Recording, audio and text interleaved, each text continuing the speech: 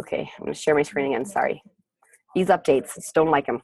All right, so new diamond training number 3, we're gonna talk about culture, we're gonna talk about time management, and the leadership ladder. So first off, we're gonna talk about time management. If you're a diamond, you should be spending at least 80% of your time on your very own business. On your very own business, and then about 20% of your time on your team. I've worked with thousands of diamonds, and so many of them flip-flop flat. They spend about 20% on their business and 80% of their time on their team. And you guys, their business, they just sit there and they spin their wheels. They don't grow in volume, they don't go in ranks, they don't go in income, they don't grow. Still spend 80% of your time on your very own team. All right, on your very own team.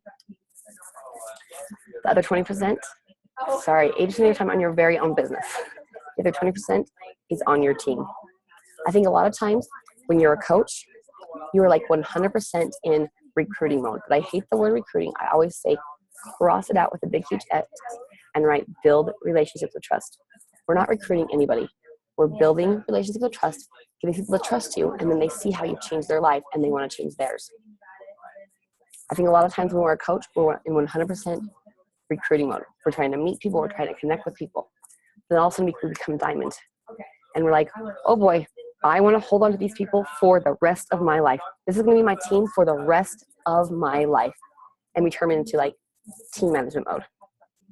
Guys, don't do that. Don't fall into that trap. And so many coaches do. So if you do, realize that you're in it and get yourself out. I had a coach who, she was a diamond. She'd been a diamond for like an entire year. And she goes, Lacey, what the heck? What's going on? She goes, I want to advance so bad. And I said, all right, how much time are you spending on your business? How much time are you spending on your team? And she's like, well, how much are you supposed to? And I said, well, it's 80-20. 80% of your time on your team, on your very own business, 20% of your time on your team. She goes, oh yeah, I totally do that. So all right, this next week I want you to track it and see. She came back to me and she said, oh my heavens, Lacey, you're right. I'm spending about 80% of my time on my team and only 20% of my time on my own business. She flopped those numbers back to where it should be. And you guys, she ended up 2-star. It's so crazy. So this is the 5 buckets training. I don't want you to do Beachbody 24/7. I don't want you to eat it, breathe it, sleep it, live it. I want you to have balance in your life. If you were like Beachbody 100% all day long, every day, 24/7, you're going to burn yourself out. All right. So you guys, I want you to have balance in your life. Balance in all aspects. So the 5 buckets training is the first 3 buckets. They are whatever you want them to be. They can be your family time, your personal time, if you work full time, whatever. Bucket number 4, I ask that it's your Beachbody, your personal business. And bucket number 5 is your Beachbody, your team business. Your team, all right? The key to this training is to not let those buckets spill into one another, all right? If you're family time, you are family time. You are with them. You're not just being present there. You're with them. You're not checking your phone. You're not checking your emails. You're not making your posts. You are with your family. If it's your personal time, you are with your personal time. I have so many coaches that say, I get up in the morning and then I turn on my phone and there's all these notifications and then I start answering emails and answering questions. And then before I know it, it's 11 o'clock in the day. I haven't done one thing to move my business forward. No personal development, no workout. You know, guys, shut your foot off. Melanie Mitchell is the best ever at this time management thing. I have to text her all the time to ask her to do things. And she has her phone on airplane mode, which is awesome. So you guys, keep those buckets from spilling into one another. Your first call to action is I want you to tell me what your 5 buckets are. Tell me what your 5 buckets are and tell me the amount of time you're going to spend in each one. All right. And I know it's going to be different it could be different every day, every week. But it's kind of like a guesstimate, right? Give me 2 to 3 activities in each one that you're going to do. So if it's family time, you're like, all right, I'm going to spend 2 hours a day in here. I'm going to have dinner with my family. I'm going to have lunch with my family. I'm going to play with the kids, whatever it is. You have a boyfriend, you have a girlfriend, like whatever. We go to a movie. I'm going to watch whatever. 2 to 3 activities in each bucket and tell me how much time. All right, this next little thing I want to show you, and I will share this in the group. You guys, I'll share this in the group. The next thing I want to show you is Well, it's notes from like a meeting from forever ago.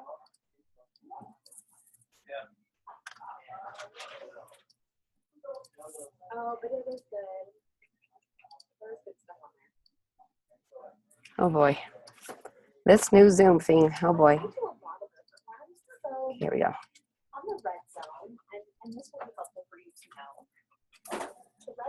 Okay, can you guys see this RSVP? No? Oh shoot. Can you now? Oh. Let's see here. What about now? Yes, okay, perfect. I don't even know what I did. I did the same thing again. Okay, you guys, this is RSVP. I want you to spend 80% of your time right here in the R and the S, all right? 80% of your time in the R and the S. The R stands for recruiting, but remember, cross that out with a big, huge X and write build relationship of trust. You guys, and I also call this R, rescuing people from themselves. Rescuing people. Nowadays, there are so many gadgets and gimmicks and shake this and you'll lose weight. Pop this pill and you'll lose weight. Pop this pill and eat whatever you want, you'll still lose weight. You know, shock your abs, you'll get a six-pack. There's all these gimmicks and there's all these gadgets. The people are so confused. So we need to rescue them from themselves because they're so confused. There's so much. This is a multi-billion-dollar business industry because there's so many gimmicks and gadgets. People want the quick fix. That doesn't work. We all know that. So 80% of your time should be spent here on building relationships of trust with people and setting them up with a challenge pack that works for them.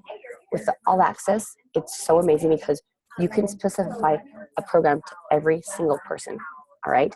So when a person comes in, I love that we have the All Access because you can really know what their needs are and set them up with that. So 80% of your time should be spent right here, building relationships with trust with people and setting them up with a challenge pack that fits their needs. The other 20% should be spent in the V and the P, all right? The other 20% of your time should be spent in the V and the P. The V stands for very new people. When you bring on these new coaches, you're going to need to spend more time with them than say someone you brought on like last month or 5 months or 6 months or a year down the road. They're going to be put through some kind of coach basics training.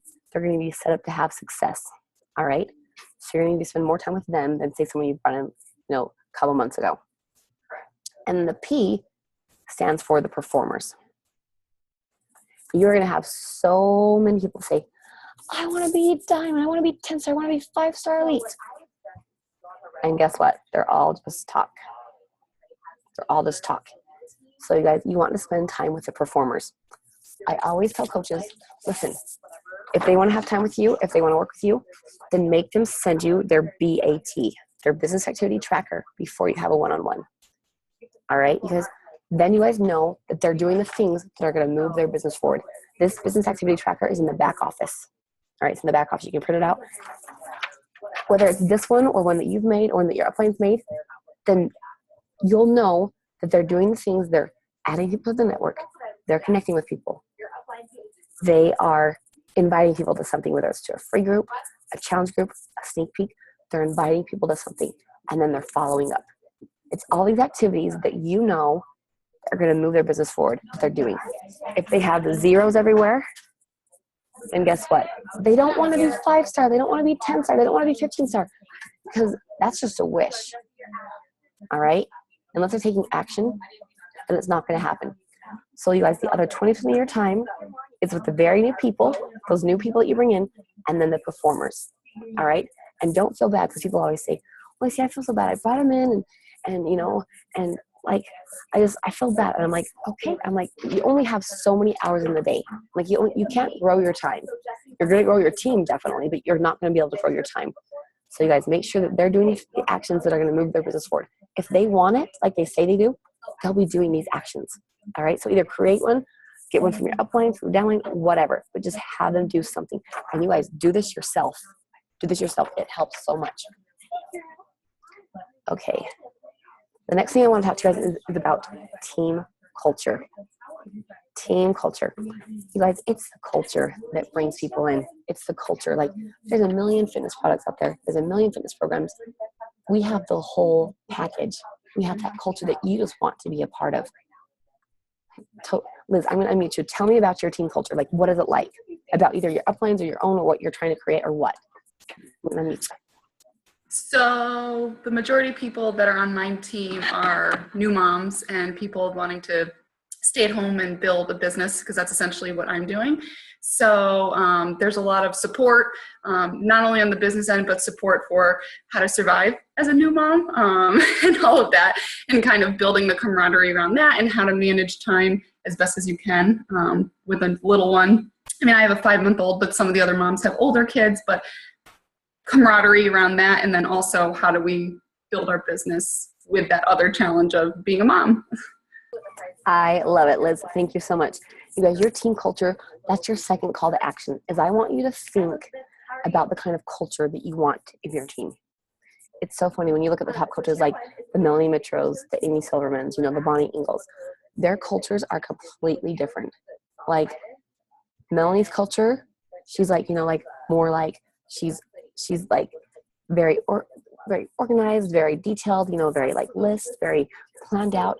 Bonnie, when you see her, it's like all about fun and like excitement and waha, you know, like their cultures are completely different. The Amy Silverman, you know, she's like more like with the earth and like nature, and like she got the dream catcher earrings, and you know, it's just like they're so different. So I want you to think of the kind of culture you want to create for your team. All right, think of your coach avatar. What kind of person are you trying to attract? Are you trying to attract someone who's all about just like fun and life and living life to the fullest? Or are you trying to attract someone who's like with Melanie, she attracts a lot of teachers because they're very, very well like detail oriented and all that kind of stuff. So I want you guys to think about what kind of a culture you want to create and what kind of a coach avatar. All right, that's your second call to action. The last thing I want to talk to you guys about is this right here.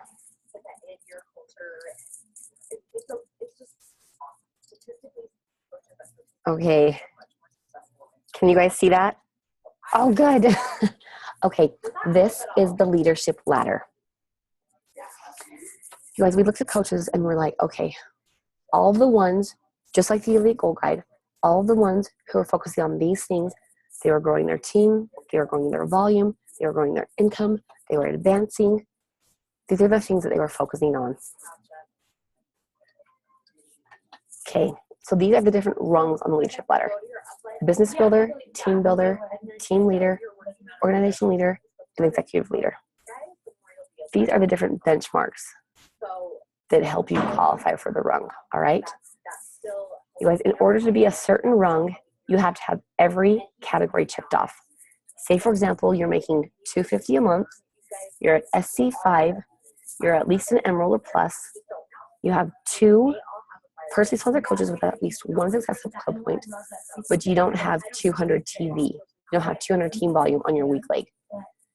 Even though you have 4 of the 5, you're not at this rung yet. You're still at this business starter. All right? You guys, these are little stretch mark goals. I say they're little benchmarks that help you to know what to focus on. All right? You got the commissions, the success club, the highest paid rank, the personally sponsored coaches with at least 1 success club point, the weak leg volume, and the personally sponsored team leaders. All right. I'm guessing most of you are between a team builder and a team leader. All right, between these two, you might flop back and forth. In your back office, when you log in into your queue, there it says leadership ladder. One of the tabs says leadership ladder, and it'll tell you the rung you're at. It's like leadership ladder, team builder. These are the goals I want you to focus on. I want you to focus on, if you want to be this one right here, and you've got everything but this, the 200 TV, focus on your weak leg, getting volume there. All right. If you have everything in this one, except for you don't have 2 personally sponsored coaches with at least 1 success club point, focus right here. You guys, this leadership ladder will help you build a house of bricks, not a house of cards.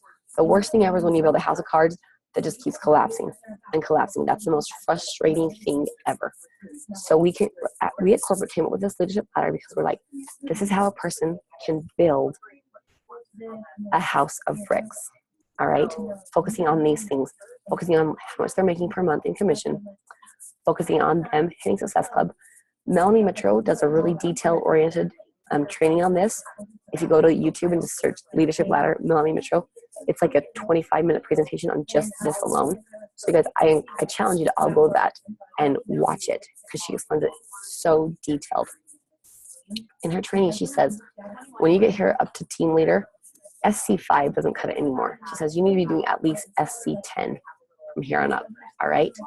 But for right now, you guys, just be focusing on, I'm imagining you're mostly right here, all right? Be focusing on these different little benchmarks, these are little stretch goals that will help you build that house of bricks. Is there any questions about this? I'm going to also put this in the group so you guys can print it off. I want you guys to print this off too, and then focus on these different areas. Focus on the commissions you're making per month. If you're a Success Club, what your highest paid rank is, how many personally sponsored coaches you have with 1 Success Club point, and your weekly volume. Focus on these benchmarks. These are stretch goals, all right, that will help you build that house of bricks. Building a house of cards is no fun. It's the most frustrating thing in the world. Because I'm going to stop sharing. That's it for New Diamond Training number 3. Any questions at all?